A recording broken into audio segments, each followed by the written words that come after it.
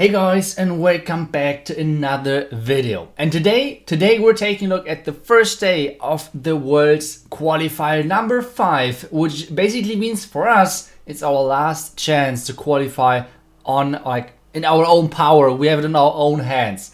And I will show you guys all of the highlights of those two matches. I will talk a little bit about the balance right now on tower 13, and I will try to explain a bit more about how exactly is it to play in those games? What is the preparation looking like? Because I feel like a lot of viewers of those tournaments are having like a wrong expectations of like how those matches are actually getting played. So let's take a look at the first match, have some replays going in the background, and then I will tell you guys a little bit more about what exactly it's like in the current meta. The first match, which was like 1 day ago, it was like the rehearsal match for Supercell, so they could check everything and so on. So yeah, we were trolling a little bit in that one. But we were not trolling in the second match where MKA beat us 11-12. And it was an insane close match because we had so many close attacks. If one of those would have tripled, we would have won on percentage. But that's a lot of ifs and whatever. And I will show you guys in the background the first attack from Nick, who's still perfect on this weekend. We played 2 matches so far. But now I want to talk a bit more about the balance right now on Town 13. Because whenever I say like the balance or like Town 13 is too easy, and then there are wars like this, which is 11-12, which is kind of like a low score in the current meta, it's obviously pretty easy for everyone like to say it's not too easy, just take a look at this war.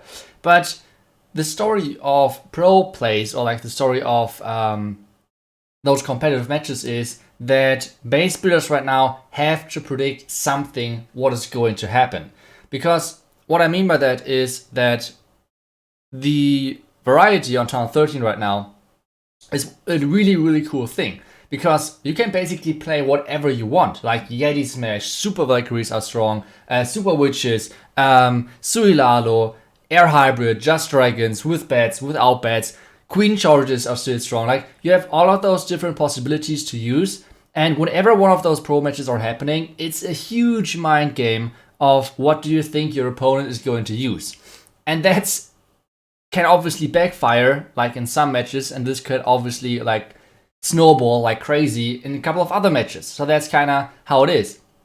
And for example, in this match, we completely misread MKMA, so huge props to them and their base building team, because we had a completely wrong expectations going into the match. So let's hope that if there's a rematch, at some point we can do better. But this is why sometimes there are those huge differences in stars. For example, in our first war, we had the 11 stars. In our second war, we had 14 stars, because we knew 11 original way better, and we kind of knew what to expect from them on defense and on offense. And that's kind of the story of the current meta, which is, in my opinion, it's kind of nice, but at the same time, I think mind game is one part of the game, but I don't know if it should be actually depending on that heavily. I'm not really sure about that. But maybe that's just my approach to the current meta. Not sure, but that's my picture right now.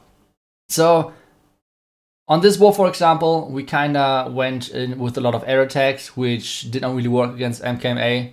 They predicted a lot of those entries really nice. The traps were really good setup. So just huge props to them. They deserved the victory. It was still close, but still a really good job from them and their base building team. This was our only triple in this match and was kind of close, to be honest, like from Nick. I think time-wise and troop-wise, both were pretty close. The tornado in the end is getting triggered. The 1 minion is going for the clan cast. I think there are 2 loons splitting to the clan cast, which are in the end securing the 3-star. So it was kind of close, but it's a great job to Nick, obviously. But our second war was way more convincing, and it's obviously way nicer to go on the second day with having this in the bag, because we played against 11 original, and like I said, we kind of knew what to expect. So for example, we normally do not do that many super witches because that's what we did against them.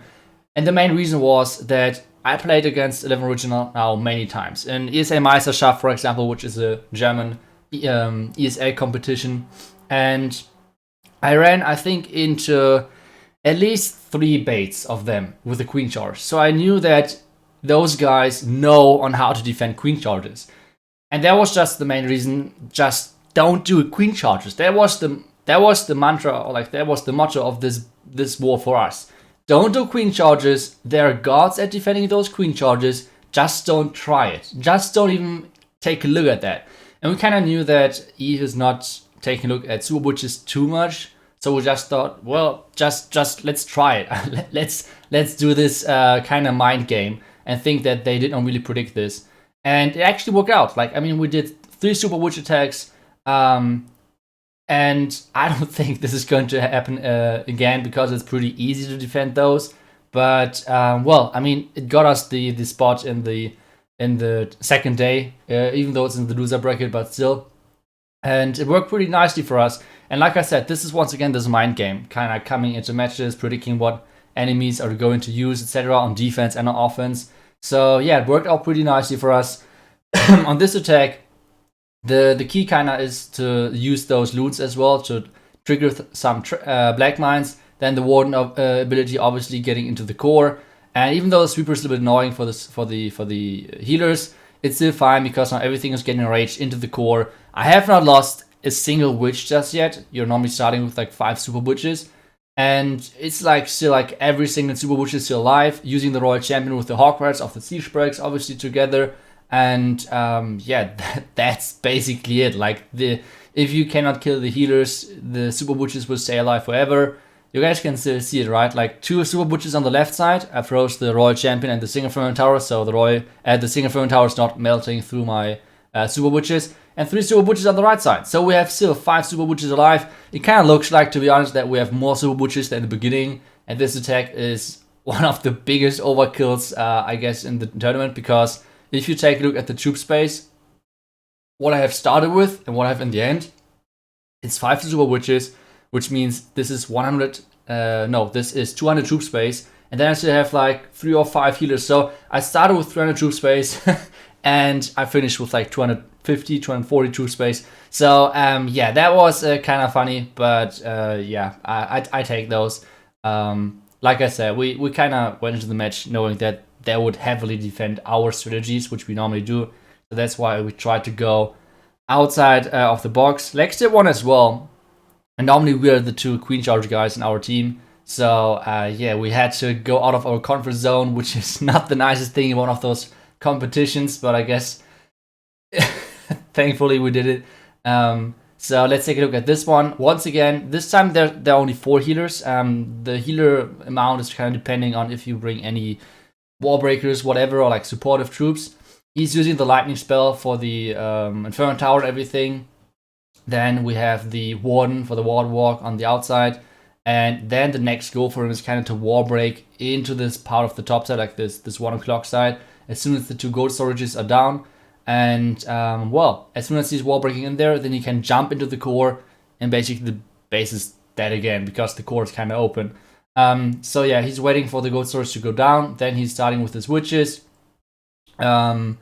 And then just the king and siege breaks from the top side, just to make sure that the funnel is set. 1 test wall breaker, because it's the normal wall breakers, not the super wall breakers. Then the early rage, just to get all of the wall breakers in there. Nice wall break in the second layer. Even more wall breakers are coming in. Then 1 more layer is getting open, and now like the last layers needs to be open. Or I guess the jump already could have worked, so it doesn't really matter too much. Now the jump spell, and this means this base from this point already on is completely direct, because like there's no air defenses at the flanks whatsoever, which could reach the healers. So he still has all 4 healers alive, which is awesome. And now the Hogwarts are coming in, Royal Champion as well from the left side. The Wizards at the left side are still alive as well for cleanup, Warden ability in the core, and this attack is looking really damn good from Lex.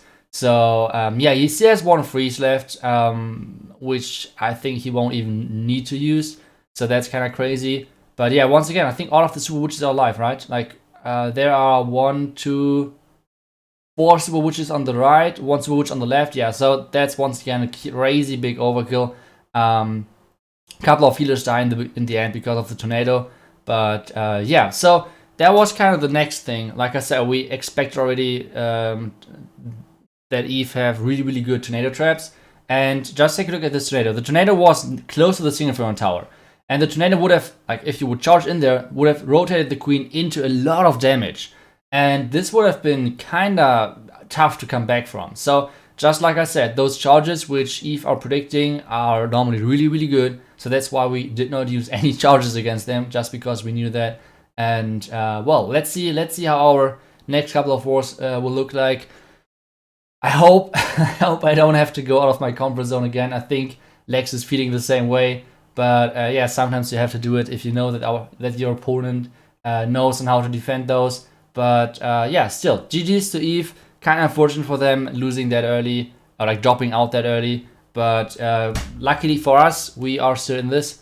And today there's going to be the second day. We have to face either, once again, MKMA, or we have to face Nova. And yeah, let's see how those goes. Nova were looking really, really strong. Crazy scores overall this qualifier. So yeah, let's see. Let's hope we don't like lose the mind game once again. That would be pretty bad. So let's just hope for the best. And guys, thank you so much for watching. I hope you guys enjoyed it. Hopefully I see you guys back tomorrow for the next video. And until then, see you guys and bye bye.